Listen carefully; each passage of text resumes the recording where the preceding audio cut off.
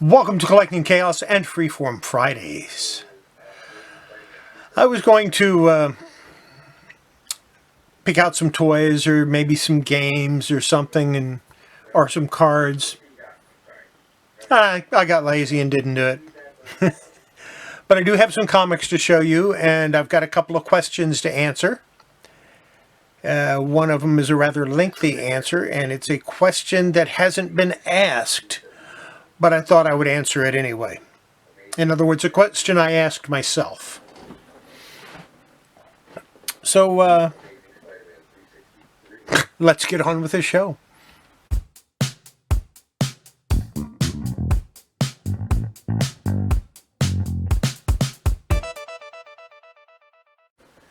We're going to start with comics. It's always a good place to start. And these are some that recent pickups or recent acquisitions. Unfortunately, I still don't have all of the recent acquisitions I've made. I have a whole bunch coming, though. And we're going to start out with House of Mystery, number 102. I wasn't collecting House of Mystery, but when I got these, I went, I saw all these, and I thought, oh, what the hell, I'm going to go ahead and do it. This is from September 1960. It's got a tear in the cover. I will be playing around with that. I will probably clean it. Looks like it has been pressed, but not cleaned. Yeah, I'm going to make that look a little bit nicer, I think.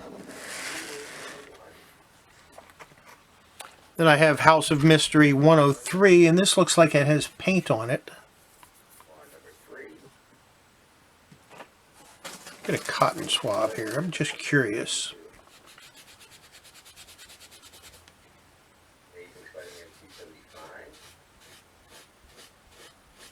It's either paint or chalk, but most of it's coming off. I think it's a water-based paint, and it's not very on there very hard. So I think, yeah, that improved it immeasurably right there. Just never know. Again, I'm going to clean it. It looks like it might have been pressed at one time. Not a very good job.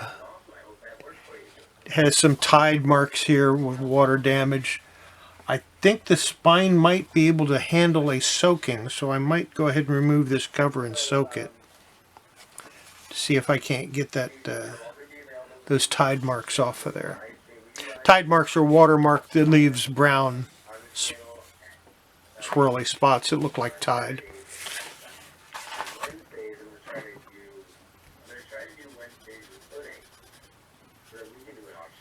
Yeah, I think we can make that look a whole lot better. Then I have House of Mystery number 118. And everything I'm showing you today is House of Mystery. Nice looking interior. Cream pages. January 1962. Secret of the Super Gorillas. Slight spine roll. That's easy enough to fix. From May of that year, number 122. Again, nice looking pages.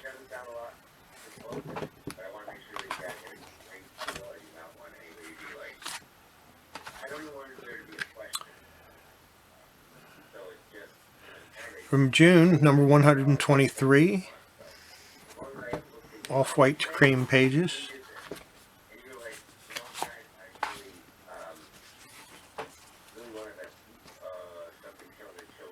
Off-white pages. A lot of people would say, well, no, those are cream colored, but the word balloons are almost the same color, so I would consider them off-white to cream. Number 136. This should be from 1962 also. Yep. 1962. All the price tags are in that square box for DC. Quick, easy way to be able to tell what it is. This is an interesting logo. Superman, National Comics, DC. DC stood for Detective Comics, their flagship title. Action Comics wasn't their flagship title. Neither was Superman. It was Detective Comics. This one is in bad need of a press. A little bit of an acid smell to it. Light tan pages.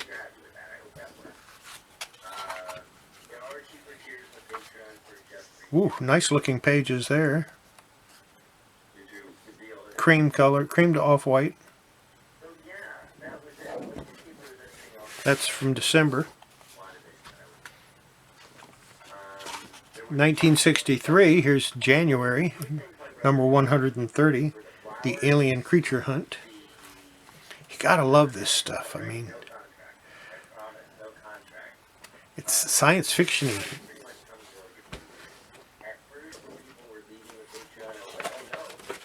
Number 134, and you see they went to the smaller 12-cent after they changed the box.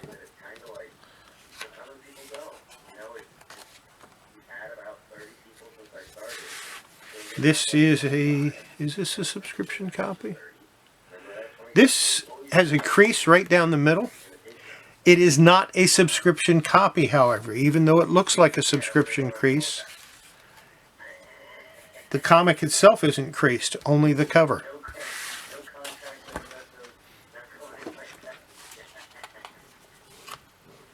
Number 135, nice color gloss on this one.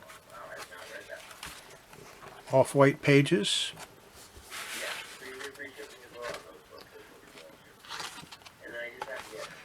Number 138, That Creature Must Die.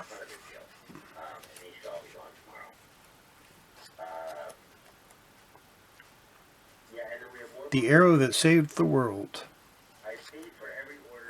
And they generally had 2 or 3 stories in these. Bad. This line here, when you hear somebody talk about a dust line, that's what they're talking about. I'm hoping I can get that off with the cleaning. 140, and I will be cleaning all of these. Actually, I clean every comic to a small degree, and I'll go over that in a little bit.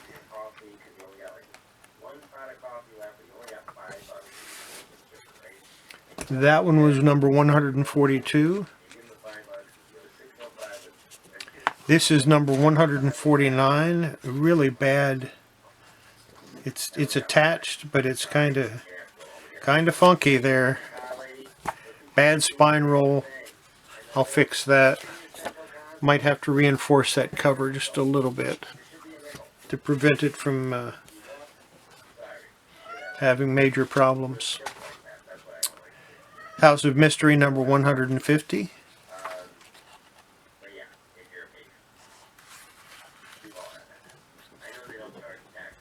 Nice red cover there.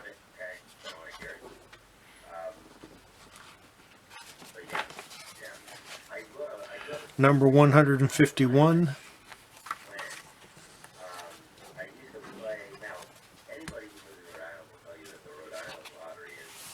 $154, Prisoner of the Purple Doom. And this has Martian Manhunter in it.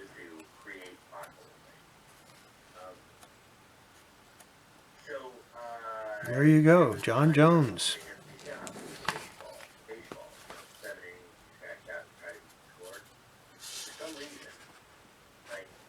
How far back does John Jones go?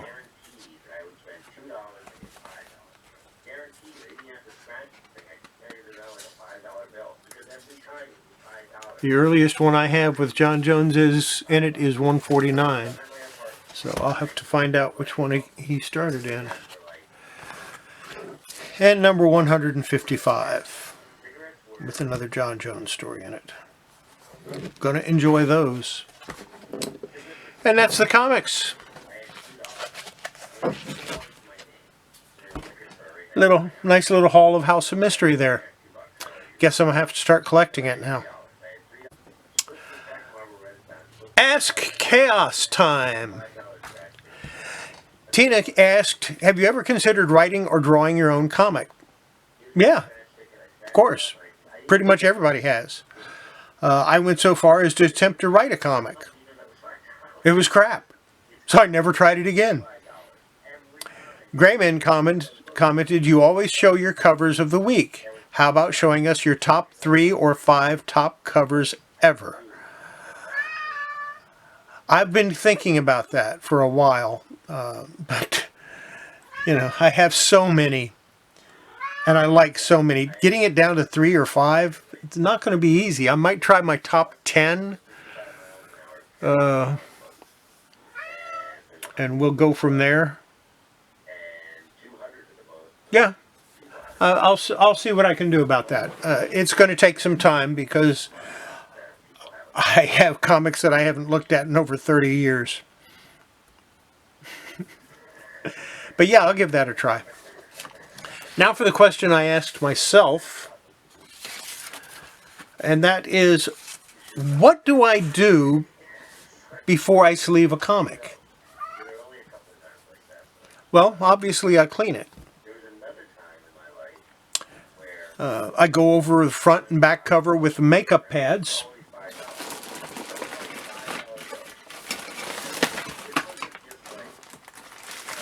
And I buy the generic ones because they're cheap. I go through them like crazy. We just open this pack up because the others are in my office.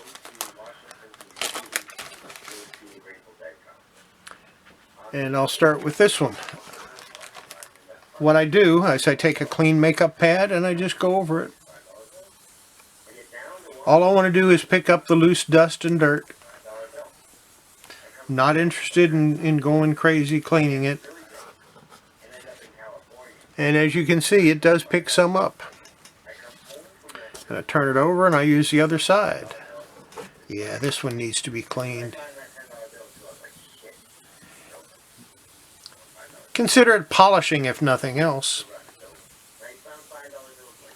But I don't just do this with old comics.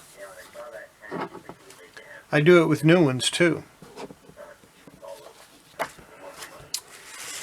I do that with every comic before I put it in a sleeve. And the reason for that is even if you just got that comic and it's brand new and it just came from the comic shop and they put it in a sleeve, it was exposed to air. It has dust particles on it. Take it out of the bag, clean it off, put it in a fresh bag or sleeve. Now, on these older comics, if I don't think I'm going to do a deep cleaning on it or a lot of cleaning on it,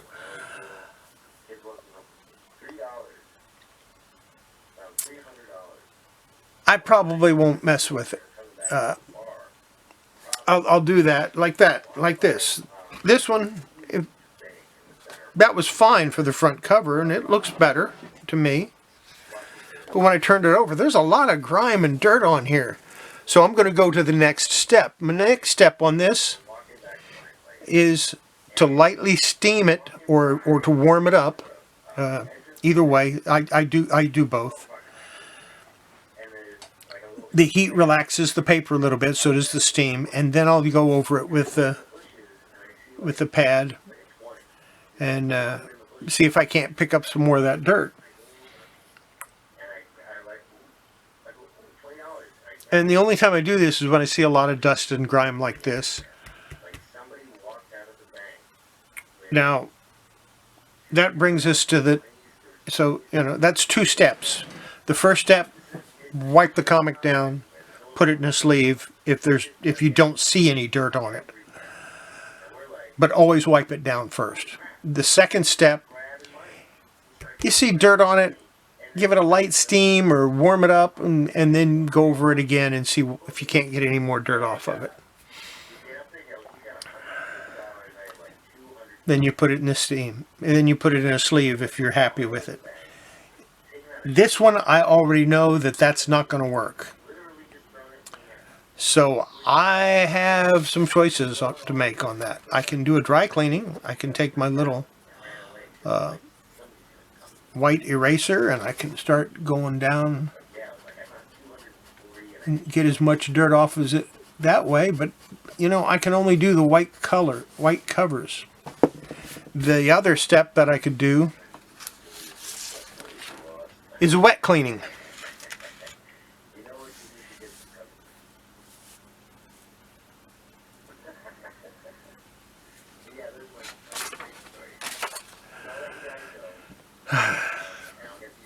Now, if you choose to do a wet cleaning, I recommend getting some of the Immaculate from Immaculate Comics. And make sure you follow these instructions.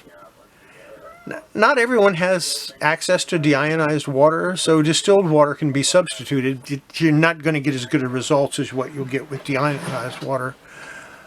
I've got, I think, 5 gallons of deionized water on order. Yeah, I get serious about cleaning my comics sometimes.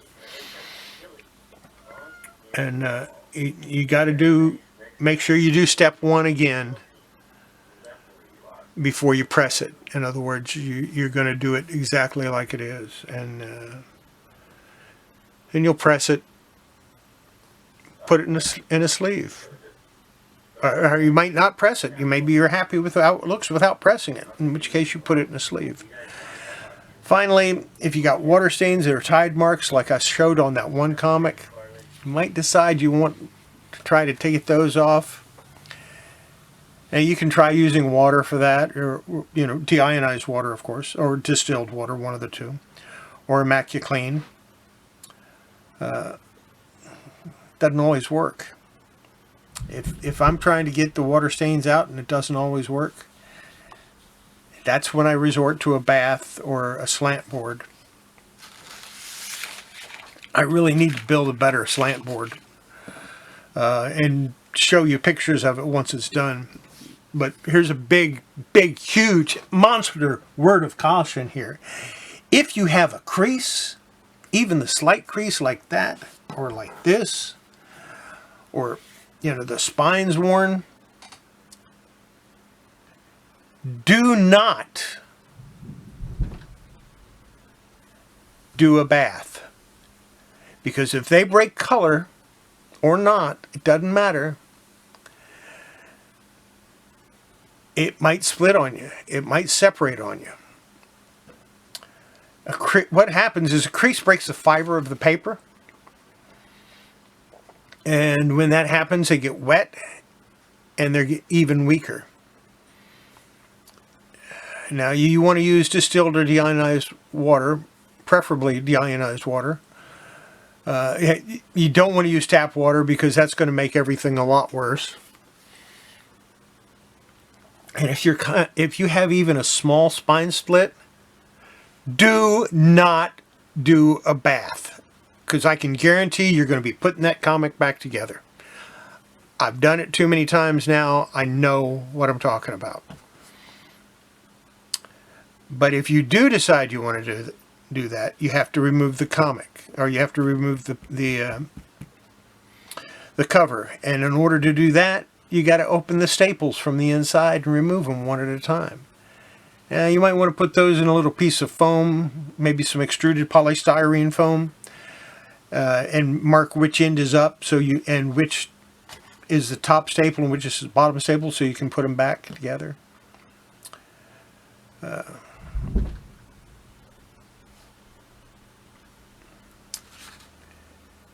Matter of fact, the Wuthering Heights comic I showed the other day, I was seriously considering putting that into a bath, but I didn't. And I didn't because I thought the spine was too weak. And that's a first print.